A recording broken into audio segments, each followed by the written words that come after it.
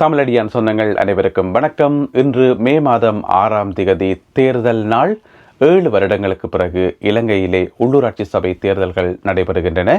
இது குறித்த செய்திகளை விரிவாக பார்க்க இருக்கின்றோம். அத்துடன் தேசிய மக்கள் சக்தி கட்சியினுடைய யாழ்ப்பாணம் நெடுந்தீவு பிரதேச சபைக்கான வேட்பாளர் மீது தாக்குதல் நடத்தப்பட்டிருக்கின்றது.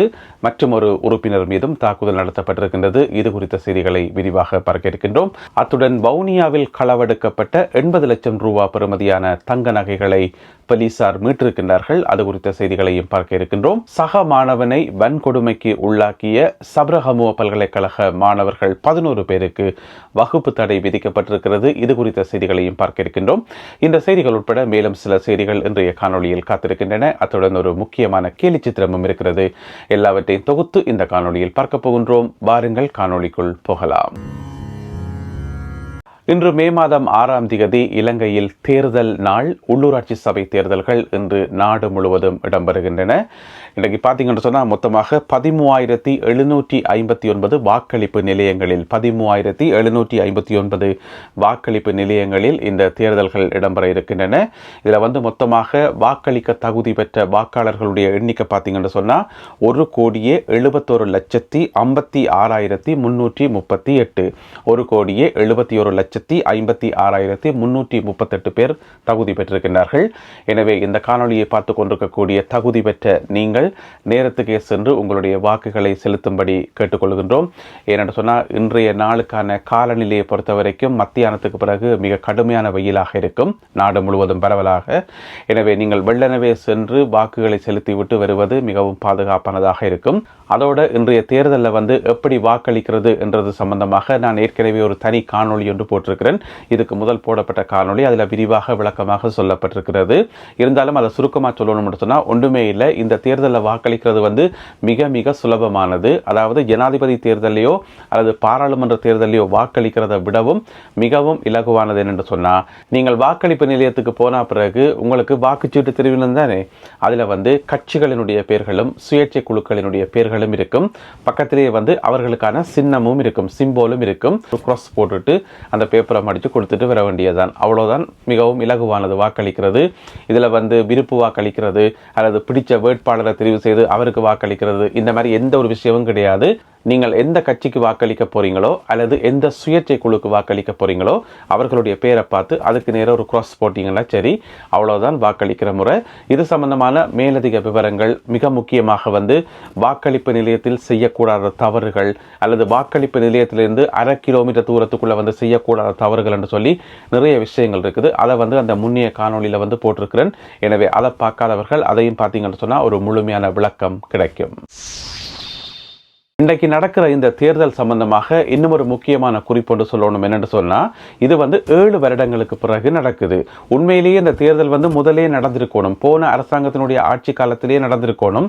ஆனால் அப்போ ஆட்சியில் இருந்தாக்கள் சொன்னவை என்னென்னு சொன்னால், எங்கள்கிட்ட காசு இல்லை, தேர்தல் நடத்துறதுக்கு காசு இல்லை என்று சொல்லி பல்வேறு சாட்டுகளை சொல்லி இதை ஒத்தி வச்சவே. இடையில பார்த்தீங்கன்னு சொன்னால் வேட்பு மனுக்கள் எல்லாம் கோரி பிறகு அதை அப்படியே கைவிட்டு காசு இல்லைன்னு சொல்லி கதையை முடிச்சிட்டோம். ஆனால் கடந்த காலத்தில் ஆட்சியில் இருந்தாக்களை பார்த்தீங்கன்னு சொன்னால் லஞ்ச ஊழல் செய்கிறதும், தங்களுக்கு சொத்து சேர்க்கிறதும், அமைச்சர்மாருக்கு அள்ளி கொடுக்கிறதும், பாராளுமன்ற உறுப்பினர்களுக்கு அள்ளி கொடுக்கிறதும், அதே மாதிரி இந்த அறகலைய போராட்டத்தில் எங்களோட சொத்துக்கள் எரிஞ்சு போச்சு, வாகனங்கள் எரிஞ்சு போச்சுன்னு சொல்லி பொய் சொல்லி அதில் அரசாங்கத்தின் காசு எல்லாத்தையும் சுருட்டி அமைச்சர்மாருக்கு கோடிக்கணக்கில் அள்ளி கொடுக்கறதுக்கு காசு இருந்தது. இதே மாதிரி எத்தனையோ லஞ்ச ஊழல்கள், வெளிநாட்டு பயணங்கள், வீண் ஆடம்பரங்கள், அதுகளெல்லாம் செய்யறதுக்கு காசு இருந்தது. ஆனால் உள்ளூராட்சி சபை தேர்தல் நடத்துறதுக்கு காசு இல்லை. பிறகு முன்னாள் ஜனாதிபதி ரணில் விக்ரமசிங்கே அவர்களை கூப்பிட்டு அல் ஜசீரா தொலைக்காட்சியில் கேட்டவே, என்ன குயின்ட செத்த வீட்டுக்கெல்லாம் பாருங்க, அங்கே போறீங்க இஞ்ச போறீங்க, அதுக்கெல்லாம் காசு இருக்கு, உங்களுக்கு தேர்தல் நடத்துறதுக்கு காசு இல்லையான்னு சொல்லி கேட்டவர் அதுக்கு பதில் சொல்ல முடியாமல் ரணில் விக்ரமசிங்கே தடுமாறின கதையெல்லாம் எங்களுக்கு தெரியும். எனவே கடந்த கால அரசாங்கங்கள் இந்த தேர்தலை எப்பயோ வச்சிருக்கணும், பொய் சொல்லி லஞ்ச ஊழல் செய்து நாட்டில் நிறைய முறைகேடுகள் நடந்த காரணத்தால இந்த தேர்தல் நடக்கல. இப்ப சரியான முறையில் நடக்குது. எனவே இந்த தேர்தலில் அனைத்து மக்களும் உற்சாகத்தோட வாக்களிக்கணும். எனவே இந்த தேர்தலில் வாக்களிக்க தகுதி பெற்ற சகலரும் தவறாமல் இன்றைக்கு போய் உங்களுடைய வாக்குகளை செலுத்தணும். அது உங்களுடைய ஜனநாயக கடமை. உங்களுடைய ஜனநாயக கடமையை நிறைவேற்றுவது கட்டாயமாகும். வவுனியாவில் களவு போன 80 லட்சம் ரூபாய் பெறுமதியான 35 பவுன் தங்க நகைகள் போலீசாரினால் மீட்கப்பட்டிருக்குது. ஒரு 2 நாளைக்கு முதல் பார்த்தீங்கன்னு சொன்னா வவுனியா கணேசபுரம் பகுதியில் இருக்கின்ற ஒரு வீட்டில் வச்சு 80 லட்சம் ரூபாய் பெறுமதியான 35 பவுன் தங்க நகைகள் வந்து களவு போயிருந்தது. அப்ப நெலுக்குளம் போலீஸ்ல வவுனியா நெலுக்குளம் போலீஸ்ல வந்து இது சம்பந்தமாக முறைப்பாடு செய்யப்பட்டிருந்தது. வவுனியா நெலுக்குளம் போலீசார் மேற்கொண்ட தீவிர தேடுதல் மற்றும் விசாரணைகளை அடுத்து ஒரு 29 வயதுடைய இளைஞர் ஒருவர் கைது செய்யப்பட்டிருந்தார். பிறகு அவரிடமிருந்து குறிப்பிட்ட அந்த தங்க நகைகள் மீட்கப்பட்டு இப்பொழுது உரியவர்களிடம் ஒப்படைக்கப்பட்டிருப்பதாக தகவல்கள் வெளியாகி உள்ளன. சப்ரஹமுவ பல்கலைக்கழகத்தில் சக மாணவனை கொடுமைக்கு உட்படுத்தி அந்த மாணவன் தன்னுடைய உயிரை மாய்ப்பதற்கு காரணமாக இருந்த 11 மாணவர்களுக்கு வகுப்பு தடை விதிக்கப்பட்டுள்ளது. இதில் பார்த்தீங்கன்னு சொன்னால் ஏற்கனவே குற்றப்புலனாய்வு பிரிவினர் 4 மாணவர்களை கைது செய்திருந்தார்கள். அதுக்கு பிறகு இன்னும் ஒரு 4 மாணவர்கள் போய் சரணடைந்திருக்கிறார்கள். இவ்வாறாக மொத்தம் 11 மாணவர்களுக்கு இப்பொழுது வகுப்பு தடை விதிக்கப்பட்டிருக்கிறது. இது வந்து இவைக்கு தேவையில்லாத வேலை. என எவ்வளோ கஷ்டப்பட்டு எவ்வளோ படிபடியென்று படித்து நித்திர முழிச்சு படித்து ஏஎல்ல பாஸ் பண்ணி யூனிவர்சிட்டிக்கு போய் ஒரு அரிய வாய்ப்பு ஒன்று கிடைச்சிருக்கு. போய் ஒழுங்காக படித்து ஒழுங்காக பாஸ் அவுட் ஆகி வெளியில் வந்து லைஃப்பை என்ஜாய் பண்ணுறதை விட்டுட்டு தேவையில்லாத வேலை பார்த்து ஒரு மாணவனுடைய உடுப்பை கலட்டி தேவையில்லாத வேலையை பார்க்க வலிக்கிட்டு இப்போ வந்து கம்பி எண்ணி கொண்டிருக்கணும், வகுப்புக்கும் போக முடியாமல் இருக்கணும். எனவே இந்த மாணவர்களுக்கு நடக்கிற இந்த செயல் வந்து ஏனைய இது போன்ற சிந்தனையில் உள்ள மாணவர்கள், அதாவது பகுடிவதை என்ற லேபிளை ஒட்டி போட்டு கொடூரமான வேலைகள் செய்பவர்களுக்கு மிக ஒரு நல்ல பாடம். எனவே இந்த அரசாங்கம் வந்து இப்பொழுது கடுமையான நடவடிக்கைகள் எடுக்க ஆரம்பிச்சிருக்கிறது இந்த பகுடிவதைக்கு எதிராக. எனவே இதை தெரிஞ்சு கொள்ளாமல் நாட்டில் சட்ட மாற்றங்கள் மாறிட்டுது அல்லது இதுக்கு எதிராக கடுமையான நடவடிக்கைகள் எடுக்கப்படுது என்றதை தெரிஞ்சு கொள்ளாமல் இன்னும் பகுடிவதையில் ஈடுபட்டு கொண்டிருக்கக்கூடிய யாராவது இருந்தால் தயவு செய்து அவர்களுக்கு சொல்லுங்க, இப்போ வந்து கடுமையான நடவடிக்கை எடுக்கப்படுது என்று சொல்லி. எனவே பூனமா படிச்சமா வந்தமான் இருக்காமல் தேவையில்லாத வேலைகளை பார்த்து இப்போ கம்பி எண்ணி கொண்டிருக்கணும். எனவே இனியும் நாட்டில் வந்து பகுடிவதை என்ற பெயரில் இடம்பெறுகின்ற இந்த சைக்கோத்தனமான செயல்கள் வந்து இருக்கக்கூடாதுன்றதுதான் எங்களுடைய விருப்பம்.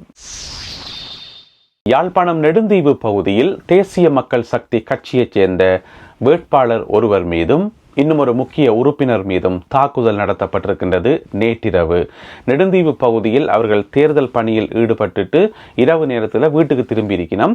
அப்போ வீட்டுக்கு வர வழியில் அவர்களுடைய வீட்டுக்கு பக்கத்திலேயே வந்து ஒரு பத்தைக்குள்ளே ஒழிச்சிருந்த ஒரு சில ஆட்கள் வந்து என்ன செய்திருக்கணும்னு சொன்னால் அவைக்கு மேலே லைட் அடிச்சிருக்கணும், நல்ல பவர்ஃபுல்லான லைட் அடித்து அப்போ கண் தெரியாதானே கூசுந்தானே அந்த நேரத்தில் என்ன செய்திருக்கணும்னு சொன்னால் தடிகள் பொல்லுகளை கொண்டு போயிட்டு அவர்கள் மேலே மோசமாக தாக்கியிருக்கிறார்கள். அப்போ அந்த வேட்பாளர் மேலே தான் முதல்ல தாக்குதல் நடைபெற்றது. நெடுந்தீவு பிரதேச சபைக்கு போட்டி போடுற ஒரு வேட்பாளர் மேலதான் தாக்குதல் நடந்திருக்குது.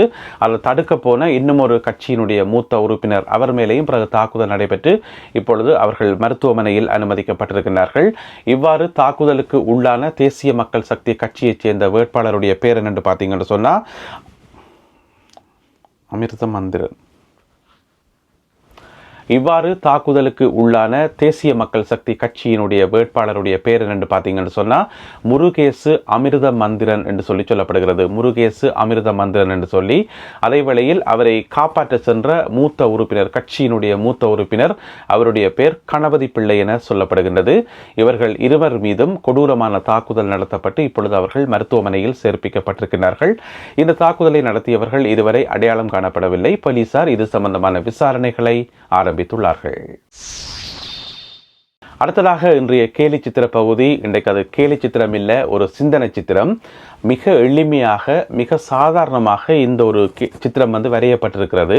ஆனால் அதுக்குள்ள வந்து 1000 அர்த்தங்கள் இருக்குது. எப்படின்னு சொன்னால் ஒரு பல்கலைக்கழக கட்டிடம், அந்த கட்டிடத்தை வரைஞ்சு போட்டு மேலே பேரெழுதத்தானே வேணும், அந்த பேரெழுதுகிற இடத்துல எழுதப்பட்டு கிடக்குது பட்லந்த யூனிவர்சிட்டி சப்ரஹமுவ என்று சொல்லி எழுதப்பட்டிருக்கிறது. பட்லந்த யூனிவர்சிட்டி சப்ரஹமுவ இந்த ஒரு பேருக்குள்ள வந்து 1000 அர்த்தங்கள் இருக்குது. எனவே சப்ரஹமுவ பல்கலைக்கழகத்தை வந்து பட்லந்தோட கொண்டு ஒப்பிட்டிருக்கிறார் இந்த ஓவியர். இது ஏனென்று சொல்லி நாங்கள் யோசிச்சு பார்த்தோம்னு சொன்னால் நிறைய அர்த்தங்கள் வந்து இதில் புலப்படும். எனவே இந்த ஒரு கேலி சித்திரம் மற்றும் இன்றைய காணொலியில் பகிர்ந்து கொள்ளப்பட்ட செய்திகள் தொடர்பான உங்களுடைய கருத்துக்களை மறக்காமல் எழுதுங்கள். இன்று தமிழடியான் தளத்தில் தேர்தல் தொடர்பான சிறப்பு காணொளிகளை எதிர்பாருங்கள்.